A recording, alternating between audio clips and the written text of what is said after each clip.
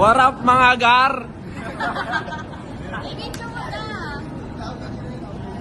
Game.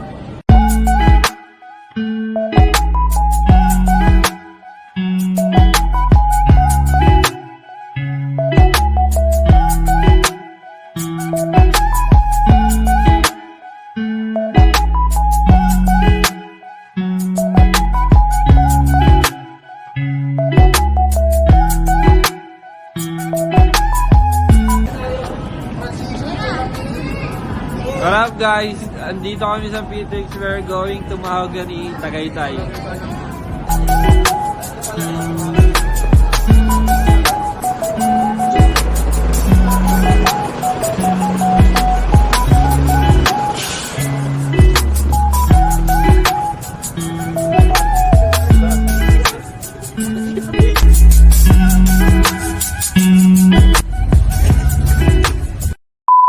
Nakarating lang namin.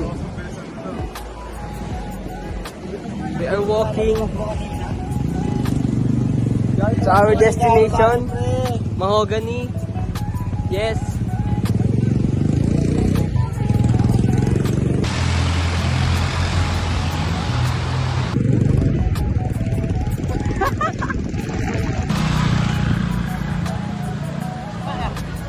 A few moments later.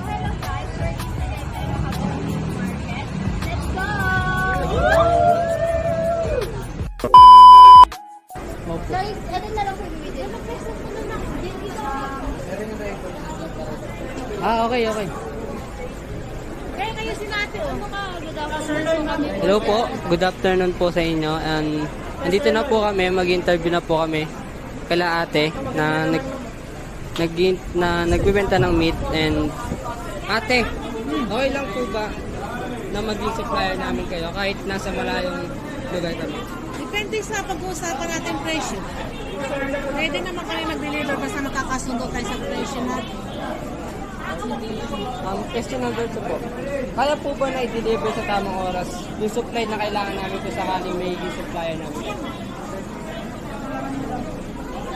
Number 2 po. Magkano na po sakali ibibigay yung presyo ng meat kung sakaling may supplier po namin kayo? Kasi ang presyo natin dito, pag dito na 350, siyempre pag deliver, iba ng presyo nun. May patong na yun. Kumbaga magkaiba po yung sa wholesale sa retail dito. Kasi gagastos ka ng gas, driver, tracking, lahat. Gagastos na, may dagdag pa yan. Kanang toll gate natin, gas, driver, kain. May patong na yun. Number 4 po. Maaari po ba namin kayong pagkatiwalaan bilang supplier? Basta pa rin sa secondary usapan natin, tayo kakasundo tayo. Kakasundo tayo sa pag-usapan natin presyo sa mga... Kung sakaling magiging supplier po namin kayo, pwede po ba namin ibigay yung 50% yung bayad dyan, yung susunod na yung bayad ko, buong bayad. Pero magpipirmahan po muna tayo ng kontrata. Ay, sa magandang usapan tayo. Kaso pag malaki, kahirap eh, kasi kailangan... Pwede na sa pag-usap naman yun eh. Sa pag-deliver po ba ng product, sure po ba yun on time makakarating sa amin yung product? Duwag lang, basta magpapamay makakarating tayo. Hindi na lang abutin na kinabukas. At saka po, sa mga... may experience na po ba kayo na kayo nagsusupply sa isang restaurant or sa isang karinderya po? Restaurant, isang ano. Meron na kami sa Baliwag, kay Mrs. Lim, sa Mandaluyong. Just in case po na magkaroon yung restaurant namin ng branch sa ibang lugar, kaya nyo po bang masupplyin yun? As a agreement po between the customer and supplier, Na pag-uusap yung kung ano kakasundo tayo sa yung mga agreements, terms and conditions. Kasi mahirap kasi mag-deliver sa restaurant kasi iba yung cut ng aming karne dito kaysa sa supermarket. Nandun lang magkakadeferensya. Per kilo po ba yung pag-ano nyo dito? Pag-bebenta po sa meat? Just in case po na kailangan namin ng let's say 500 per kilo, 500 kilo per week po, kaya nyo po ba yung Anong klaseng karne? sa beef po? Anong klase ng beef? Lama, bulalo, buto-buto, ribs, tenderloin, ano? More on bulalo po kami. Kaya nyo po ba? Sige po. Okay. Steak po. Ilo. Sige po. Then, salamat po. Ay, lang. May follow-up question pa po. Magkano halaga po sakali kung magiging supplier namin kayo ng mga 20 kilos a week, gano'n? 20? Magkano ang? Magiging cost. Magiging presyo. Conforme sa kukunin mo bang na bulalo. Kung ang conforme sa kukunin mong klase ng karnibako, kung magkano yung halaga. Halimbawa, yung bulalo mo, 320. Nasa times mo na sa 20 kilos. Bali, estimated po na May i-compute mo nga yun, 20 kilos sa 320. Nasa magkano yun? Nasa 23, ha? 6.4? Mga gano'n. Kung malagay mo, 6.5. Gano'n.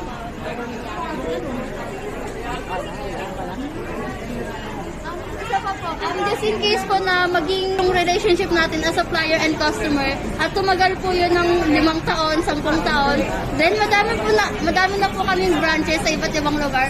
Magkakaroon po ba kami ng mga discounts? Ganun pa rin eh. Ganun pa rin. Kasi ang mahal ang baka natin dito. Ganun pa rin. Hindi pa rin magkano. Makakasakali yan eh. Ano pa rin yan. Tataas pa rin yan eh. Sa mahal ng puhunan ngayon. 320 na rin ang puhunan ngayon ng baka. Sa mahal ang baka. Sa hirap na rin ang baka ngayon. Lalo pag December. And last question po is, gano'n na po kayo matagal nagtitinda? Matagal na. Nasa 30 taon na. Salamat po. Yun lang po. Thank you po. Thank you po. Kayo, kahit malayo po. Taga saan ba kayo, be? Tagig po. Sige. Kasi nag-deliver na kami Manila eh. Okay po. Kaya po ba na i-deliver sa tamang oras supply namin kung kailangan agad Oo namin? naman, oo. Tapos po, magkano nyo po sa kanila ibibigay yung presyo ng meat? Ang sirloin ay 360, mga ribs 320, gano'n. Oo. Tapos mga bulalo 320. Maaari po ba namin kayo mapagkatiwaan bilang supplier? Oo naman. Siyempre. Yun ang gusto namin, kailangan namin suki. Opo. Kung sakaling maging supplier po namin kayo, pwede po ba namin ibigay yung 50% yung bayad, tapos kabuuhan na po yung yung kabuuhan na po pagkasunod na na po, tapos magpipirmahan na po yung Kontrata. kontrata. Oo naman, pwede naman. Oo. Yan po. Tapos kung sakaling maging supplier po namin kayo, sa pag-deliver po ng product, sure po ba na on time lagi makakarating yung Oo naman, meron naman talaga kaming deliveran sa Manila. Sa- Regular, oo. regular. Weekly yun. Weekly may deliver kami Manila. Aristocrat kami nag-deliver doon eh. Salamat po. Okay na? Guys, Ay, meron pa. sila pa po. Ano po, sa pagdi-deliver po ba? Yung product share po ba na on time makakarating sa amin? Oo naman, oo. Depende na lang kung traffic. Siyempre, di malilate. Yes. Paano naman po ba susolusyonan pag nagka-aberya sa gitna ng delivery? Ay, tatawag ang boss namin sa inyo, sa manager nyo, kung sino may-ari ng restaurant na pag-deliveran. Update na lang. Update lagi. Siyempre. Ano po? Nag-experience na po ba kayo sa pagsusupply sa mga restaurant? Oo, marami. Sa Manila, dito sa Tagaytay, marami rin. Ano po yung naging experience niyo sa kasosyo niyo sa mga restaurant? Okay naman, maganda. Marami na kami suki dito eh. Restaurant, marami. Okay na? Okay naman po yung pagiging Oo naman. Laging bago ang karne, nilideliver namin. Okay lang po ba maging supplier namin kayo? Kahit masama lang yung lugar po. Depende sa traffic. Ganyan. Kasi pagka malayo kasi, gumagastos din kami sa traffic eh. Pangalawa po, kaya po ba nyo i-deliver sa tamang oras yung product? Nakadepende rin yun eh. Depende rin kasi yun. Halimbawa, kung order kayo na maaga, pwede rin namin agahan ang deliver. Magkano nyo po kaya sakali ibigay sa amin yung presyo ng mga product? Ang bentahan halimbawa namin ni 300, magbabawas na kami ng 20 pesos. Maaari po ba namin kayong mapagtitiwalaan bilang supplier? Oo naman. Sila lang display. Ay, off muna to. Naka-play na yun. Pero naka-play na eh. Kung sakali magiging supplier namin kayo, pwede ba kung 50% muna yung bayad, then pag deliver ng item, yan 50%. Pero may pipirmahan naman na kontrata, yung ganun. Pwede naman. Weekly pa lang ang bayad. Ang weekly ba? Pagka ganun. Pwede naman yun. Pero, depende rin kasi yun eh. Depende Kasi lang sa napag-usapan. ang ano namin dito, puro cash kasi ang namin dito. Pwede namang tumatagal din ng 2 araw, ganyan. Pero hindi kami po pwede magbigay ng buwanan na. Buwanan. Sa ano naman kuya? Sa pagdi-deliver ng product, on time ba dumadating yung... Di rin natin masasabi yung kung on time eh. Minsan medyo maaga, minsan late din.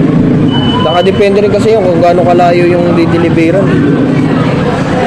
Kuya, kapag ano po yung mga karaniwan na nagiging aberya sa negosyo nyo dito?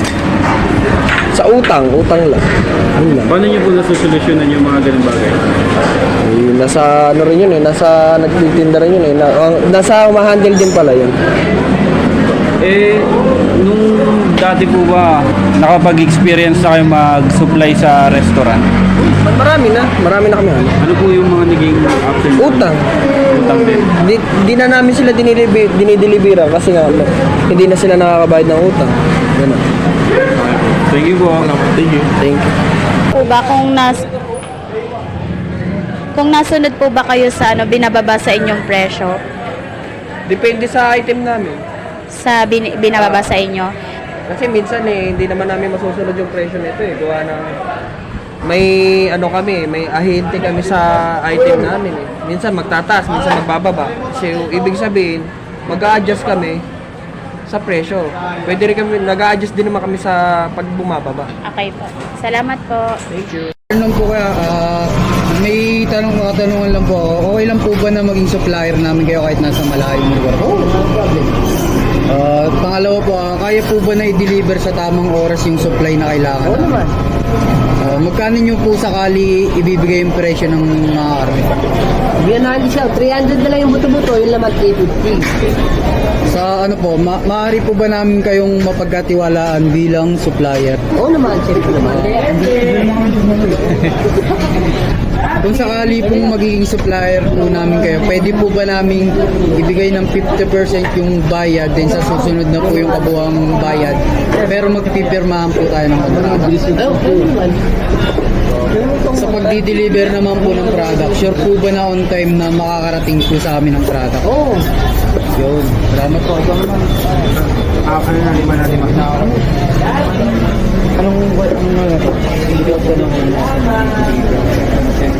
Good afternoon, ako po si Jimmy Loleta. May katanungan lang po kami. Sa pagdi-deliver po ba ng product, sure po ba na on time na makakarating sa amin yung product? Oo. On time. Before 5.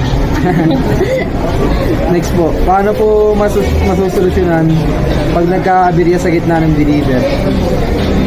May tatawag ko may service para gano'n. Kontak sa mga Ibang service yung gagamitin. Okay po. Last na tanong po, may experience na po ba kayo sa pagsusupply sa restaurant? Oo, meron. Ang dami kami nilibre. Pati yung mga kantin din sa taas. Just in case po na gumanda pa yung relationship natin as a supplier and customer, then magkaroon po kami ng branch sa iba't ibang lugar po. Kaya niyo po ba pwede rin po ba kayo maging supplier Oo nun? naman. Kaya namin yun. And after, let's say, 5 to 10 years po, and maganda yung relationship natin as supplier and customer, may mga posibleng discount or Palabis na lang namin. And, Pinaka-discount ko na. salamat po. And lastly is, gano'n na po kayo katagal nagtitinda? 6 years na. Sige po, salamat po. Nasunod po ba kayo sa binababa po sa inyo na presyo? Yun ang aming tres. Minsan po ba parang hindi po nasusunod kasi mababa or mataas? Minsan nagpapababa kami para maubos na yung karne natin. Salamat po. Salamat po.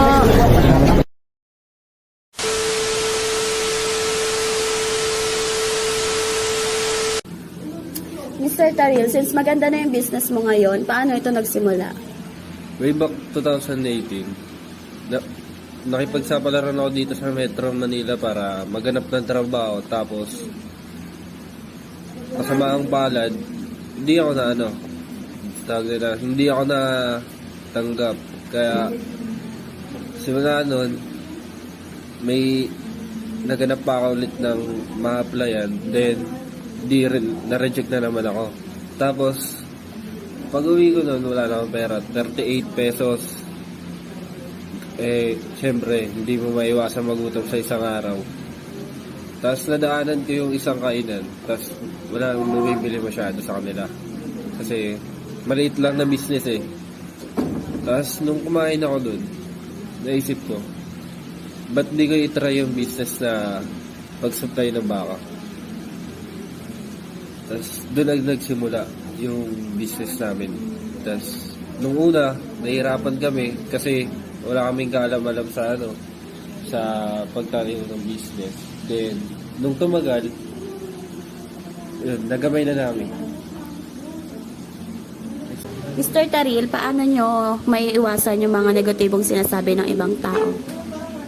Kasi kapag magsisimula ka talaga ng business, dapat talaga lakasan mo yung loob mo. Dapat di ka magpapa-epekto sa sasabihin ng iba. Kasi unang-unang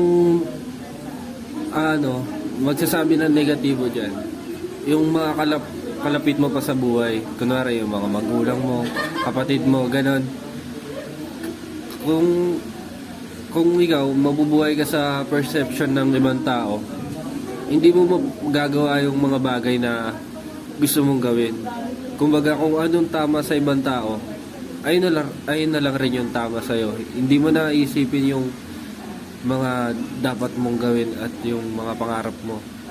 Kaya kung magtatayo ka ng isang business, dapat may sarili kang pangarap, tsaka alam mo yung gusto mo. Flashback.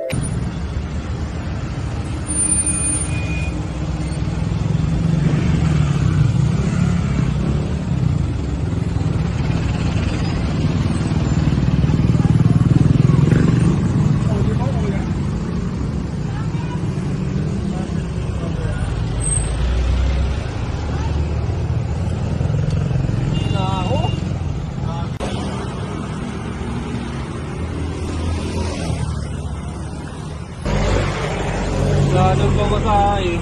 Wala bang pangkain?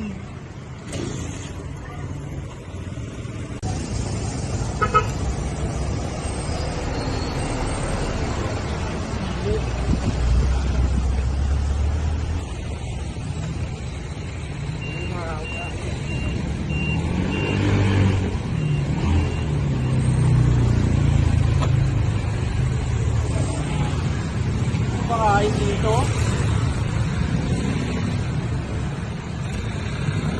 Tatlong araw na to okay na to.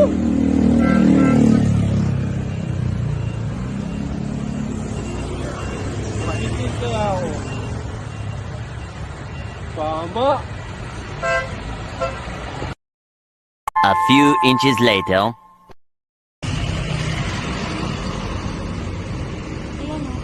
Puntakin ko si Papa. May bakahan kami sa Tagaytay eh. Paano makauwi? Ano pamasahe?